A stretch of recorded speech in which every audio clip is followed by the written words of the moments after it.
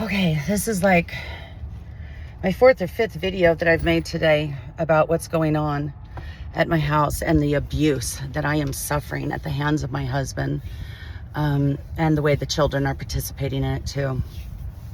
So I'm in a parking lot on the farthest end of town that I can get to away from the home that I live in.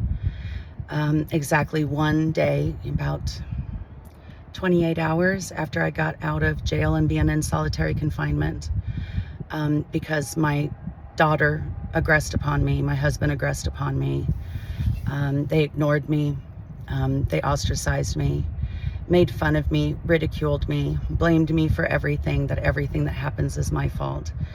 I wound up becoming angry when he started to steal my records out of the house, and I wound up going to jail. And I've been telling that, ever since I got out of jail, that I don't feel safe.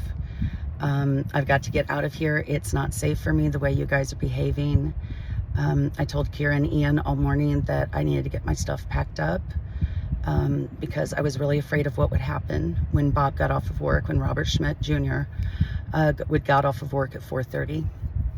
I've been keeping a text message diary all day long as to what was happening, because they like to rewrite the timeline and tell me that, my reaction here happened before they had done a particular thing.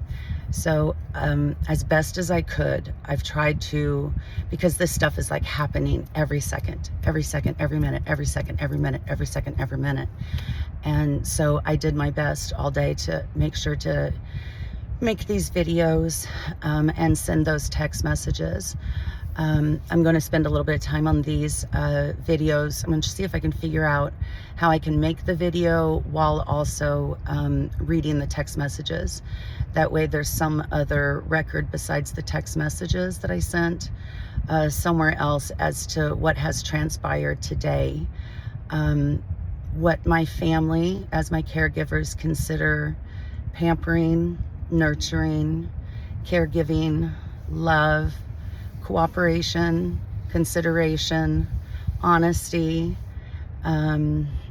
support, all of those things that family should be.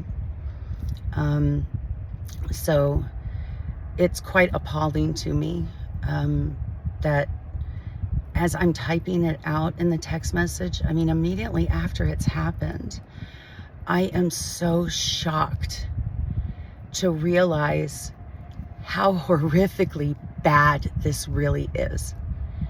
Because I keep telling them exactly what I need. They keep agreeing that all of these things, they're not just for me. All of us need to eat dinner at night, and all of us need to have a reasonably clean home and stocked with food and needs supplies, deodorant, sheets get old, you have to buy new sheets, and in the spring the yard needs cleaned and it's a good time to plant.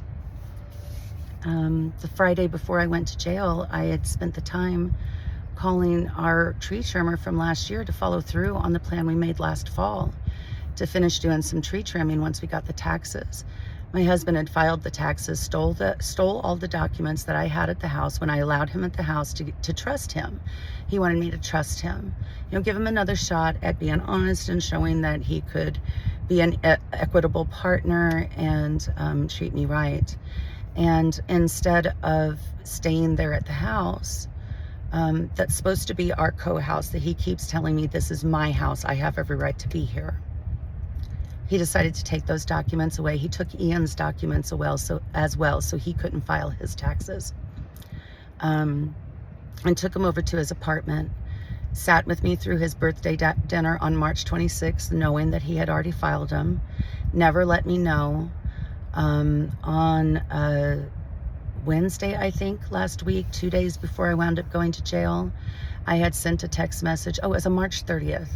I had said that we probably need to not be with each other and have communications aside through text messages, that Bob should stay over, Robert Schmidt Jr. should stay over at his apartment, and me and the kids should handle everything now that Ian's working. And we've got everything handled. I'll look into getting a home health care nurse.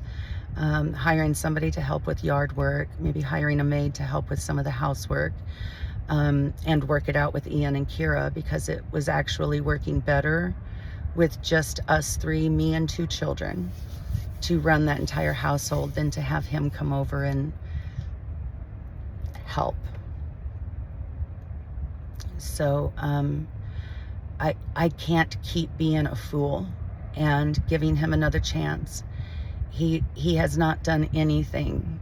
I mean, it is escalating to the point that I am terrified. There are moments where this nonstop abuse and my exhaustion and the pain and feeling sick and not being able to eat, and I mean, it goes on for days sometimes. I was in solitary confinement in the jail, and the only thing that I had for 2.5 days there was 4 flour tortillas, 2 cartons of milk, like what the school kids get, 1 cup of peaches, and that was it. It's hard to believe that that was all that I subsisted on for 2.5 days. And the thing is that the 4 flour tortillas I had when I left the room, there was still 1.5 flour tortilla in there. So to me, that tells me that I'm so accustomed to being starved and not being able to eat for days on end and not getting enough sustenance, that being in solitary confinement in a jail, only being provided toilet water, a flour tortilla, and a cup of milk a day, seemed reasonable to my body. I never once felt hungry. Never once while I was in there, despite the stress of the situation, did my abdomen feel like all swollen and painful. Like it's becoming so inflamed and so painful that it feels like my guts are going to burst out of my incision scars. You know, you should really just like see the type of incision scars that I have, you know, all of them, you know, and this is just my abdomen. This doesn't include my pelvis, my butt, underneath my breast, on my sides, here, all the times that I've been poked with tubes all over the place, because those scars are so small and they only happen once. So they're all over my belly, but a little bit harder to see, especially in the light that we're in. It's now 7:15 after everything that's happened to me today. I've only been up since 10 a.m. It took me from 10 a.m. until 5:30 p.m. to finish watching the movie Moana, because of the interruptions and the demands my family put on me. I managed to get 2 meals in myself today by being very, very stern about, I'm sorry, I cannot assist you with that right now. I am trying to eat food. I'm very sorry. I'm not going to leave my food here so that I can come help you do something that you should already know how to do. I'm going to go ahead and sit here and eat my food because I deserve to have food. I deserve to eat. And they became very defensive with me. Ian and Kira were looking for an electric pump in our camping beds today. And Kira and I went out there to my truck to try to figure out how to put those beds that I bought for the temporary thing. This little thing right here is the thing that we pumped up. And it came with this little manual pump that you just kind of go squish, squish, squish with. And it took about a half an hour or so. Kira took over for me because, you know, she was like, I just sat there and I did it until she offered. Until she offered to help, because she was like, well, that's just impossible. So she knew that we were needing an electric pump, and that that manual pump is very difficult. So whenever Robert got home, he asked if we had found the electric pump. He actually just said pump. He didn't say electric pump, but if we had found the pump in the camping bed bags, because we have these different duffel bags that are full of linens, blankets, pillows, and air mattresses. And our new air mattresses have built-in pumps, air pumps on them for inflation, deflation. But our old beds had ones that were separate, that were kind of universal with attachments. You could attach it to anything and plug it into your car and be able to anywhere, be able to take care of your business there. Well, last year in 2025, my husband decided to weaponize cleaning the garage, and threw away my little Bissell little green mean clean machine, I think is what it's called. Those things are, about $150 to buy, and I don't work anymore. I'm only on Social Security, and it had been in the garage for about 2 years. The kids had broke it, misusing it. He had bought a cheap replacement hose on it instead of buying one that was from Bissell, and it had broke. And I bought an upright one whenever we got the new puppies, but I still wanted to keep that one for doing like in the cars or the stairs, stuff like that. And he had agreed with that he would buy it, but after 2 years he didn't. And to weaponize me asking him to clean up the garage that he turns into a hoard and makes a big mess out of, he decided to throw that away. So he asked us if we found the pump in those bags, and I said, mm-mm. And Kara said, yes, we did. We had a pump. And and Robert believed Kira over me that we had the pump. And I said, I'm going to take a moment to explain to you guys that you both are talking about pumps, but neither one of you are expressing that one's manual and one's electric. Kira knows that we were looking for an electric pump. Robert knows that we were looking for an electric pump. Bob has no idea. Robert has no idea. Excuse me. Has no idea that there was this little manual pump, this weird, strange little manual pump that came with the bed that I bought back there. And so instead of me trying to explain it and trying to, Kira began arguing with me that there was in fact a pump. And Bob was believing her that there was in fact a pump. And I said, Kira, would you please take a moment and explain to your father what type of pump came with the bed and what you had to do to pump that bed up? And so she explained it, and he said, oh, well, that's not an electric pump. That's a manual pump. There's no way that she can do that, on this. And Kira just stood firm that there was no way she could have known we were looking for an electric pump. And Robert stood firm that I should have like made him ask his question about, did you find the electric pump? That I should have helped him figure out how to form his question fully, with a full thought and full description, that did you find the electric pump? He blamed me for him just saying, did you find the pump? Nowhere did either one of them apologize to me for the confusion, the stressful moment that just happened, the difficulty in us having that conversation because of their miscommunication between them, not me.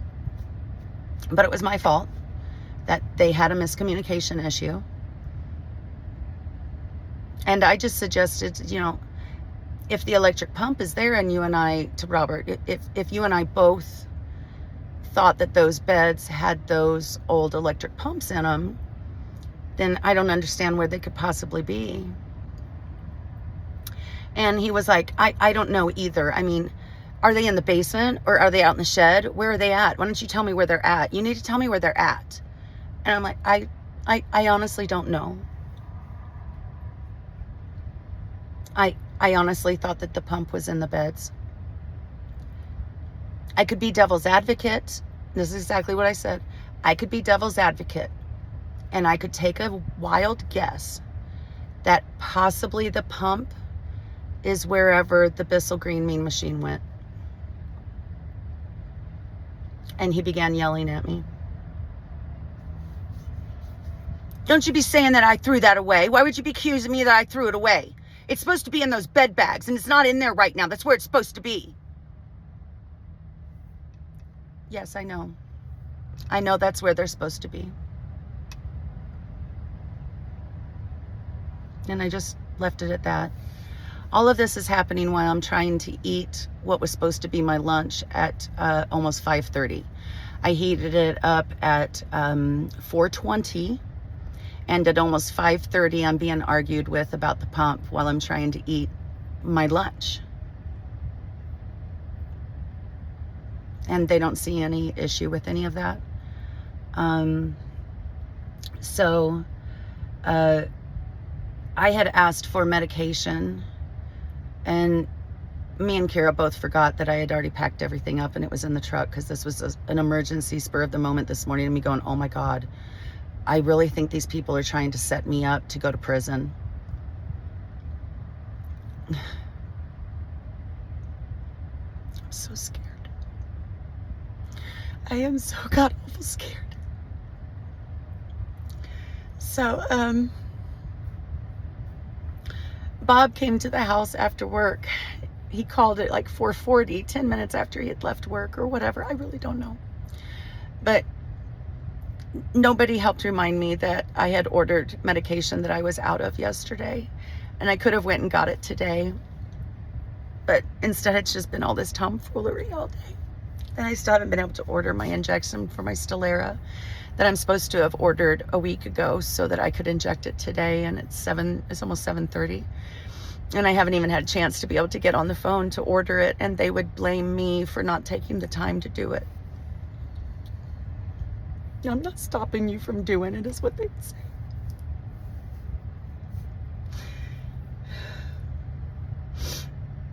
I got out of prison. I got out of jail, and he's constantly asking me, well, did you do this? Well, did you do this? Did you get this done? And I'm like, no, I was in solitary confinement in a jail. I'm sorry that I didn't get that work done for you over the weekend while I was in jail.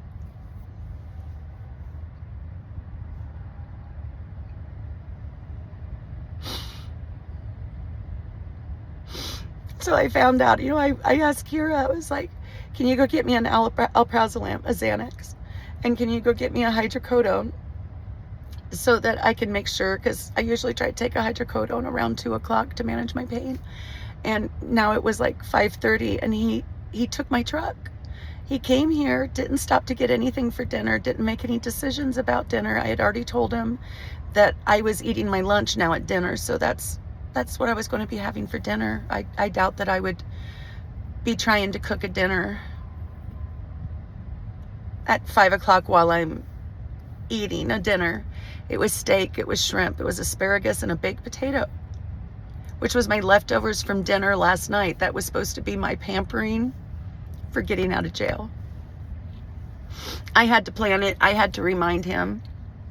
I had to plan everything. I had to tell him everything. I had to order my weed order so that I had my gummies so that I would have a gummy to go to sleep with. And I had to make sure I got my order done with CVS because that was supposed to be done on Friday when all of this happened. And I had to do all of that immediately out of prison with only being able to eat, no shower, anything, right? Bob cooked the dinner last night. But by the time it got done, I had spent the entire day just scarfing food. As soon as I got out of jail, I just was eating and eating and eating. I was just so massively hungry. And even though he had everything there and ready to go, he put off starting dinner. He asked me at 2:30, do you want me to start about 4:30? And I was like, whatever time you think is right for starting the dinner. You said you was going to do this for me. I really can't plan right now. I'm sorry. You're just demanding too much cognitive abilities out of me right now, and I just don't have anything to give. And dinner actually didn't get served until about 7:30, 8 o'clock. And by then, I had already just been eating and eating, and I ate, and I think dinner was actually ready more about 6:30. Because I ate a little bit and then I set it back on the kitchen counter, came back about a half an hour, and I did that about 3 times all the way up to about 9 o'clock last night. And still I had, I gave half of my steak to Kira because she was still hungry. But I still had that half a steak, a half a baked potato, half of my asparagus, and half of my shrimp left from the dinner the previous night. And I bought all the food, by the way, out of my money from the tax return that he gave me.